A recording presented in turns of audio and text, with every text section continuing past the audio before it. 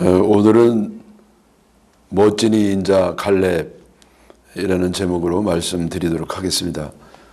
성경 말씀은 민수기 14장 10절에서 14절까지입니다. 이제 보소서, 여호와께서 이 말씀을 모세에게 이르신 때로부터 이스라엘이 광야에서 방황한 이 45년 동안을 여호와께서 말씀하신 대로 나를 생존하게 하셨나이다. 오늘 내가 85세로 돼 모세가 나를 보내던 날과 같이 오늘도 내가 여전히 강건하니 내 힘이 그때나 지금이나 같아서 싸움이나 출입에 감당할 수 있으니 그날에 여호와께서 말씀하신 이 산지를 지금 내게 주소서. 당신도 그날에 들으셨거니와 그곳에는 아낙 사람이 있고 그 성읍들은 크고 견고할지라도 여호와께서 나와 함께 하시면 내가 여호와께서 말씀하신 대로 그들을 쫓아내리이다 하니, 여호수아가 여분네의 아들 갈렙을 위하여 축복하고 헤브론을 그에게 주어 기업을 삼게 하며 헤브론이 그니스 사람 여분네의 아들 갈렙의 기업이 되어 오늘까지 이르렀으니 이는 그가 이스라엘의 하나님 여호와를 온전히 쫓았음이라. 아멘. 2인자의 자리는 1인자로 갈 수 있는 가장 근접거리이긴 합니다만은 경우에 따라서는 위태로운 자리도 될 수 있습니다. 왜냐하면 1인자가 독재자라든지 아주 못된 성격을 갖고 있다고 하면 2인자가 떠오르는 걸 보지를 못합니다. 그래서 축출하거나 죽이기 일쑤입니다. 그 비근한 예가 이제 김정은이라고 할 수 있겠죠. 그래서 김정은은요, 제2인자 격인 고모부 장송택을 고사포로 쏴 죽였습니다. 그리고 또 이제 2인자 격이 되는 자기 이복형 김정남을 독살시켜서 죽여버리고 말았습니다. 성경에도 그와 비슷한 얘기가 있습니다. 바로 이 사울이 그런 1인자라고 볼 수 있고요. 사울의 눈에서는 2인자가 바로 급격하게 떠오르는 다윗이라고 여겼던 것이었습니다. 다윗이 이제 능력도 있고 인기도 있으니까 참 위기의식을 느꼈습니다. 이러다가 내 자리 뺏기는 거 아니냐. 그래서 그저 죽을 때까지 그 다윗을 제거하려고 애를 썼던 것을 우리가 잘 압니다. 그러나 2인자임에도 불구하고 참 죽지 아니하고 성공적인 인생을 산 사람이 있는데 바로 갈렙이었습니다. 그는 여호수아에 이어서 이스라엘의 2인자였지만은 그러나 그는 장수했고 결국 아주 이스라엘의 혁혁한 공로를 세운 훌륭한 인생을 살았습니다. 갈렙이 어떤 출신이었나는 것은 여호수아 14장 14절에 기록이 되어 있는데 그는 그니스 사람 여분네의 아들이라고 말하고 있습니다. 그 갈렙의 아버지는 여분네였어요. 여분네라니까 무슨 여자 이름 아닌가 생각하는데 아버지 이름이 여분네고요. 그 여분네가 그니스 사람이었던 것이죠. 그니스는 가나안 원주민입니다. 그래서 이 갈렙의 아버지는 가나안 원주민이었고 따라서 그 핏줄로는 이 갈렙도 원주민이었죠. 그런데 우리가 잘 아는 것처럼 이 갈렙은요, 유다 지파의 대표로서 12정탐권 가운데 한 명이 되었습니다.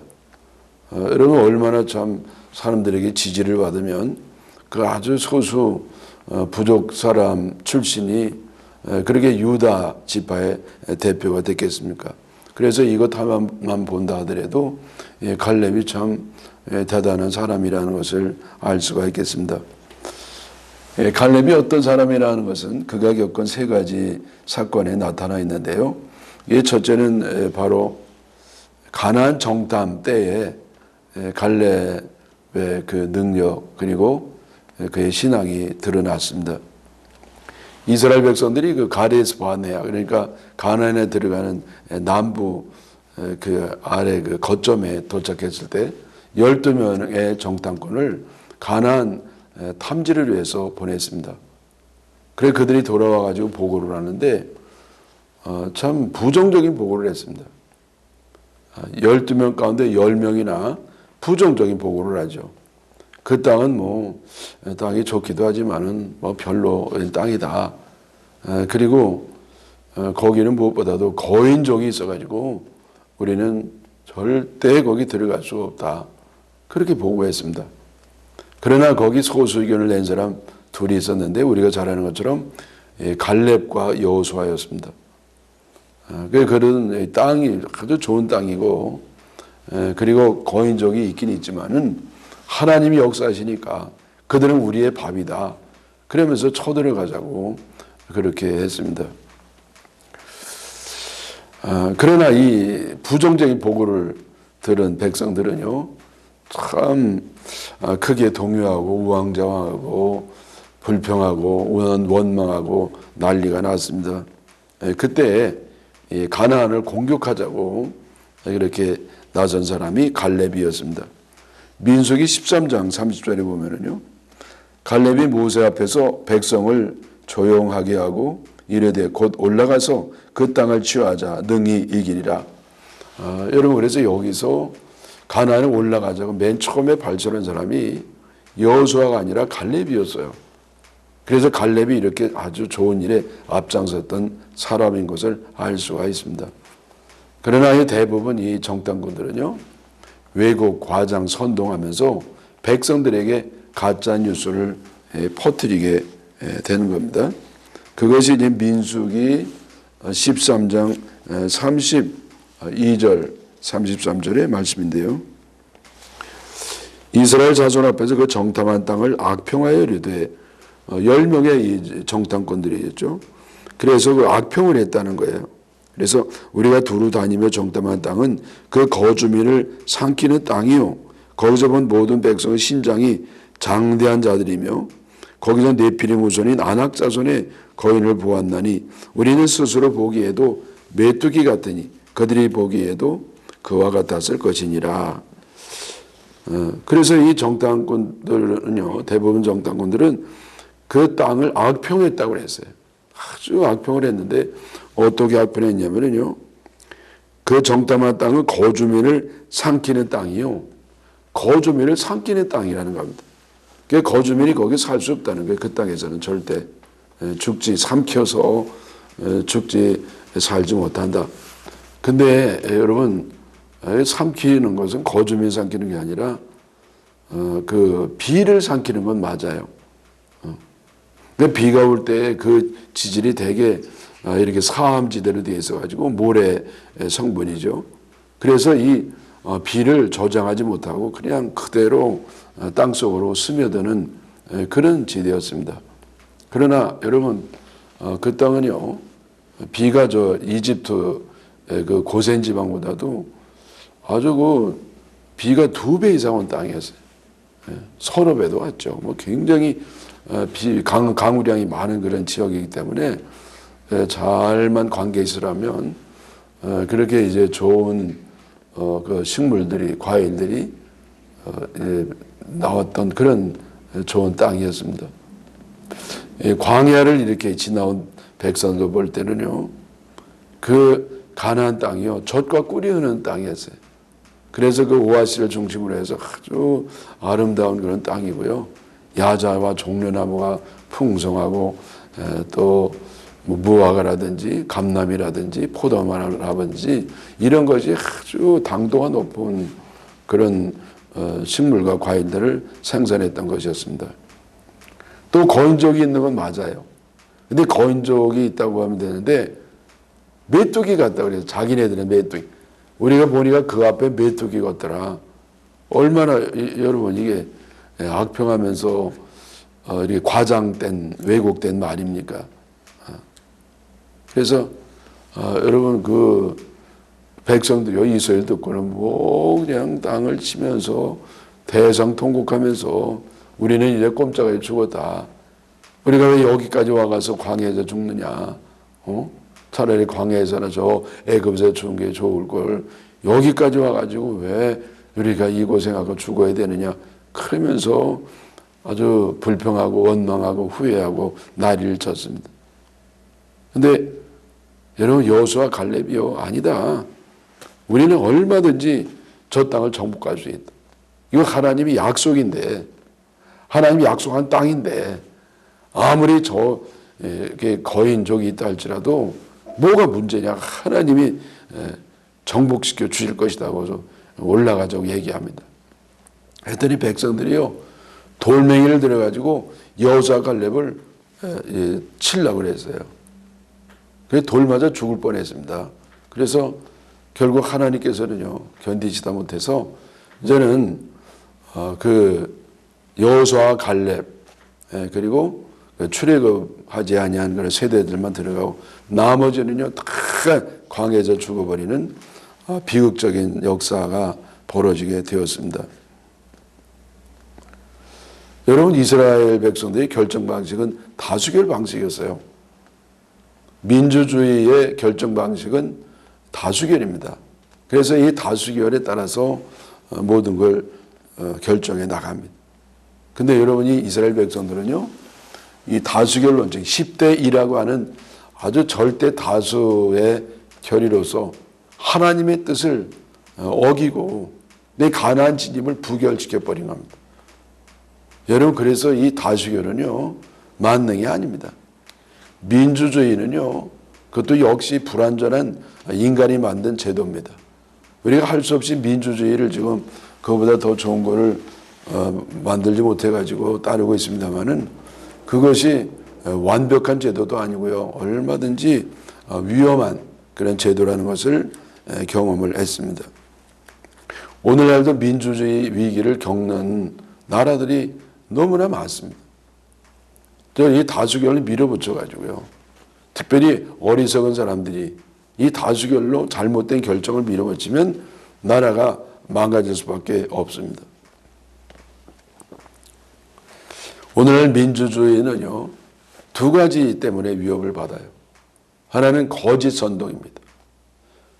여기 10명의 정탐꾼들이 거짓 선동을 한 것처럼 거짓 선동에 의해서 망가집니다.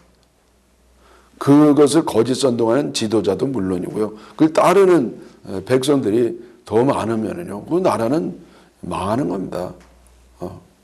또 하나는 뭐냐면 포퓰리즘이에요. 포퓰리즘이 민주주의의 위기를 가져옵니다. 한번 단맛을 기들이면요, 더 이상 뭐 방법이 없습니다. 그걸 미룰 수가 없어요. 포기할 수가 없어요. 그래서 결국 거짓 선동과 이 포퓰리즘 때문에 나라가 망가지게 되는 겁니다.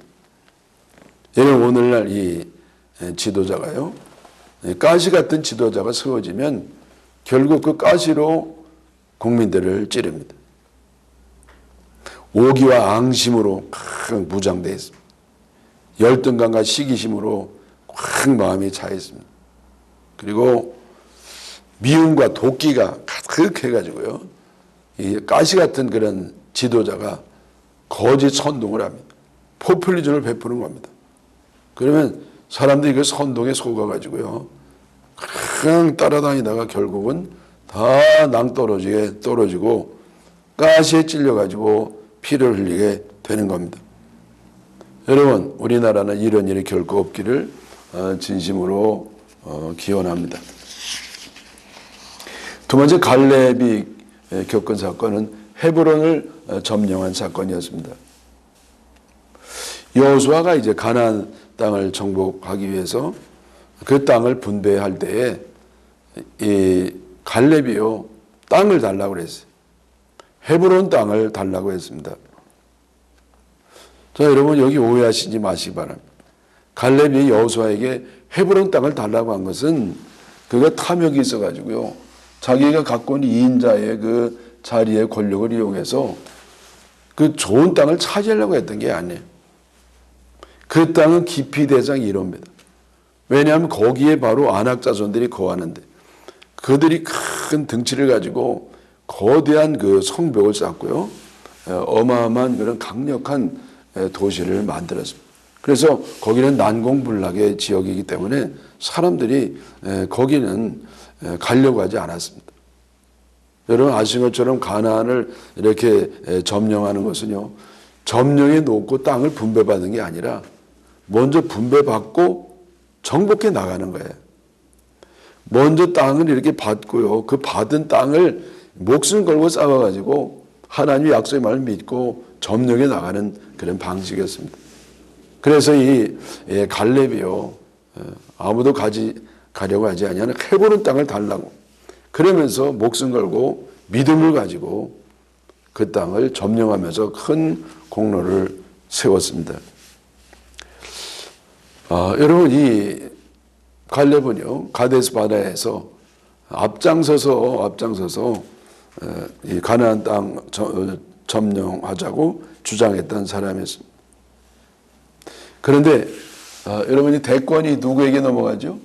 여호수아에게 넘어갑니다. 그 1인자가 여호수아가 됐어요.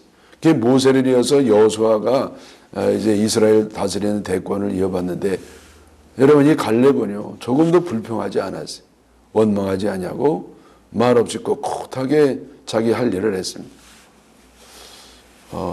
여러분 2인자는요 자칫해서 이게 서운할 수 있거든요. 자기보다 좀 뒷선 사람이 앞서면은요 굉장히 시기심도 들고 억울한 마음도 생길 수가 있는데, 이 갈렙은요 조금도 그런 마음을 갖지 않고 분수를 잘 지켰습니다.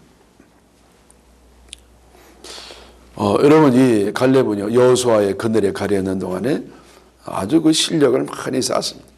그리고 거인족을 무찌를 수 있을 정도로 그렇게 강력한 능력의 소유자가 돼서 이스라엘 역사에 큰 공로를 세운 사람이었습니다. 여러분 그래서 갈렙은 참 멋진 사람이에요. 인자인데 열등감 같지 아니하고 시기심 같지 아니하고 오히려 겸손하게 말없이 할 일을 하면서 공로를 세우는 그런 사람을 본받기를 바랍니다. 갈렙이 더욱더 빛나는 존재가 될 수 있었던 것은요, 그가 헤브론을 달라고 요청을 했을 때 나이가 85세였어요. 여러분 이 당시는 오늘날보다는 그저 오래 살던 그런 때였습니다. 근데 그걸 감안한다 하더라도 85세는 그 나이에도 그거 적지 않은 나이였어요. 그 성경에 그래서 일부러 나이가 기록이 된 겁니다. 젊지 않냐 늙은 나이에 그 땅을 갈렙이 점령을 했다는 겁니다. 여러분 이 갈렙은요 나이가 많아서도 우울해하거나 위축되거나 소극적이 되지 않냐고 아주 건강하게 긍정적으로 활발하게 생산적인 그런 사람이 됐습니다. 저는요 얼마 전에 그 뉴스를 봤는데 그 뉴스 가운데 아주 그 감동적인 내용을 접했습니다. 그것은 미국의 마라톤 수영 선수 이야기인데요. 그 이름이 다이애나 나이에드예요. 다이애나 나이에드. 이 수영 선수가요, 또 쿠바에서 그 플로리다까지 그게 약 165km 정도 되는데 그것을 53시간 동안 이틀 반 동안에 그거를 건넙니다. 그리고 5번 도전해가지고 4번 실패하고 그 마지막 5번째 성공하는데 그때 나이가 언제냐? 64세였어요. 여러분 64세. 뭐 선수가 60세 넘어 한갑 넘은 사람이 어디 있습니까? 예? 그 30대 초반만 되면 다 은퇴하는 나이인데 이 사람은요 그 한갑도 넣는 나이에 그 165km를 하여튼 이틀 동안 잠도 자지 않냐고 건너가서 결국은 성공을 합니다. 여러분 이 나이에드는요 이름처럼 나이에 들어가지고 남들이 도저히 불가능하다고 말리는 그 불가능한 일을 긍정적으로 믿음을 가지고 결국 해내는 놀라운 여자가 됐습니다. 그래서 이 여인이 바다를 건넌 다음에 이제 그 한 말이 있어요. 세 마디를 딱 했는데요. 첫째는 뭐냐? Never give up. Never give up. 결코 포기하지 마라.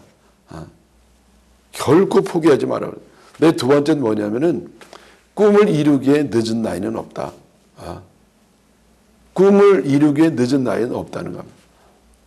그래서 저는요, 그 말에 많은 은혜를 받았습니다. 여러분, 나이 때문에 위축되지 마십시오.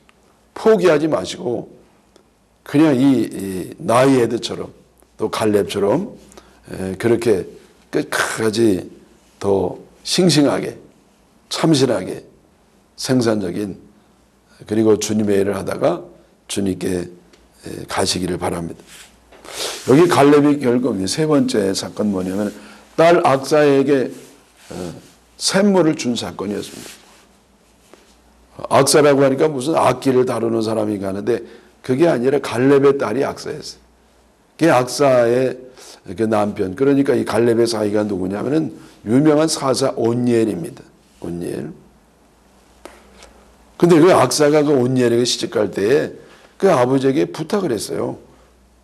그래서 저기 좀 물 좀 달라고. 그러니까 무슨 마실 물 달라는 게 아니라 아예 그냥 이 갈렙 비슷해가지고 그 피를 이어받아가지고 그런지 그냥 샘물을 달라는 거예요. 그때 이 갈렙이요, 또 갈렙도 퉁이 커가지고요, 윗샘도 주고 아랫샘도 주고 하여튼 두 배로 싹 줬다는 겁니다. 여러분, 요즘은요 죽어도 욕먹는 사람이 많습니다. 애 먹이고 주면요 아주 더럽다고 그러면서 죽어도 욕먹어요. 그런데 이 갈렙은 아주 전선하게 시원하게 쿨하게 딸에게 팍 줬습니다. 여러분, 이 이야기는요 뭐 이렇게 상속을 미리 하라 그게 아니고 사랑을 베풀라는 겁니다. 사랑을 베풀.